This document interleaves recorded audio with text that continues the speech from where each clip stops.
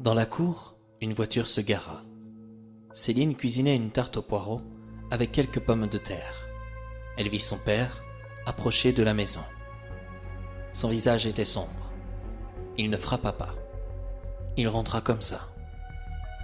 Quand il l'aperçut, elle le vit inquiet. L'était-il pour elle? Pour lui? Ça faisait plus de 2 mois qu'il n'avait pas donné signe de vie. Il revenait comme si rien ne s'était passé. « Bonjour, ma fille », lança-t-il. « Bonjour, papa. » Il n'avait pas tellement changé. Il ne mesurait pas plus d'1m70. En quelques années, ses cheveux étaient devenus blancs, mais le ton de sa peau, en particulier sur le visage, restait toujours aussi rougeâtre. Pourtant, il ne buvait pas. Jean Loiseau demeurait un homme au sang chaud. « As-tu passé de bonnes vacances ?»« Oublies-tu que je suis à la retraite ?» scanda-t-il. « En tant que retraité, vous êtes constamment occupé, et puis, vous ne voyez jamais le temps passer. » Et c'est vrai, je devais le devenir pour le remarquer. J'aimerais tellement que tu t'aperçoives d'autre chose. À quoi donc? À Bertille. Oh, ne me parle pas d'elle. Elle restera toujours pour moi une petite garce. Te souviens-tu du ton qu'elle a employé la dernière fois que je l'ai vue? Il y a déjà plusieurs années de cela, papa, soupira-t-elle, abattue. Crois-tu que le temps puisse effacer les erreurs du passé? Avec moi, ça n'a jamais fonctionné ainsi. Et ça ne commencera pas aujourd'hui. Et puis, permets-moi de te dire que tu devrais un peu plus la surveiller. Pourquoi donc?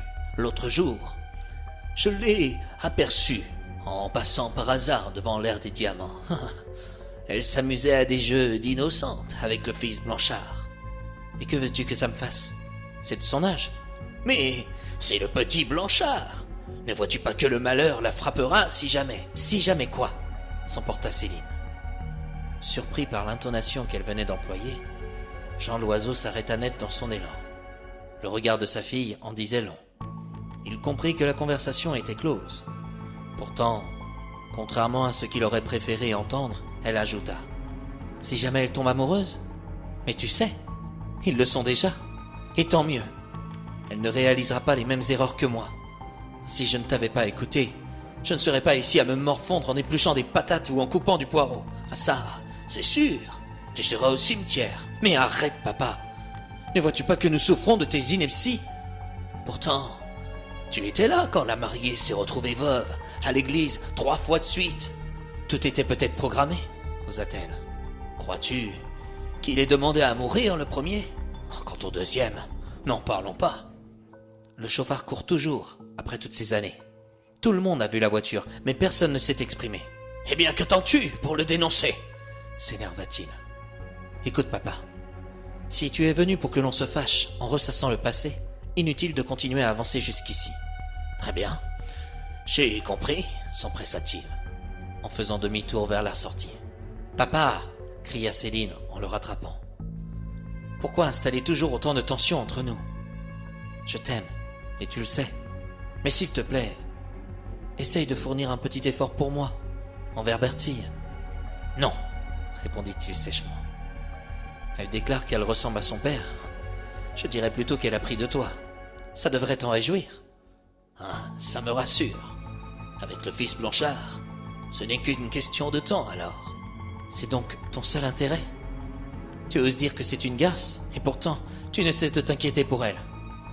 À force de semer le grain, ne t'étonne pas de récolter la tempête. C'est tellement facile d'accuser les mêmes personnes, sans preuve. Tu l'as revu sinon? Ajouta-t-il froidement. Marc? De qui veux-tu que je parle? Oui, je l'ai rencontré quelques instants. Et alors? Que désires-tu entendre? Mon Dieu, dois-je tout te dire pour que tu comprennes? Je l'aime toujours autant.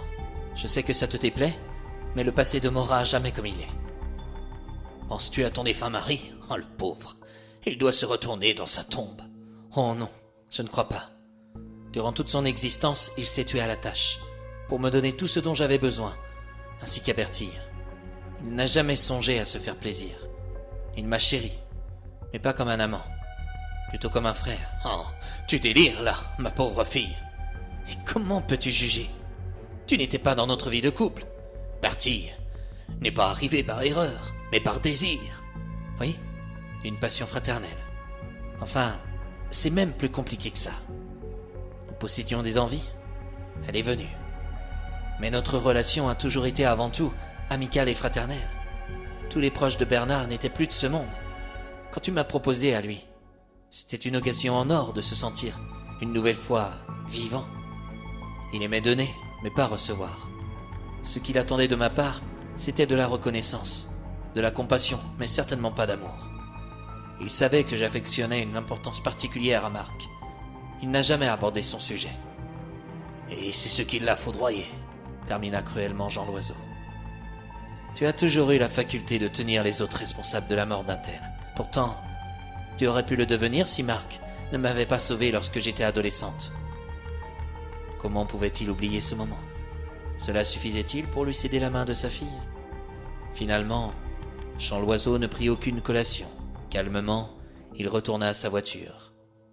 Il devait régler de nombreuses affaires et se rendre sur Saint-Malo-du-Bois. Le potager d'un copain se trouvait infesté par les taupes.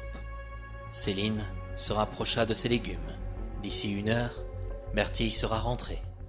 Elle se demandait bien ce que Marc devenait. Après tout, pourquoi ne se permettait-elle pas de vivre comme sa fille ?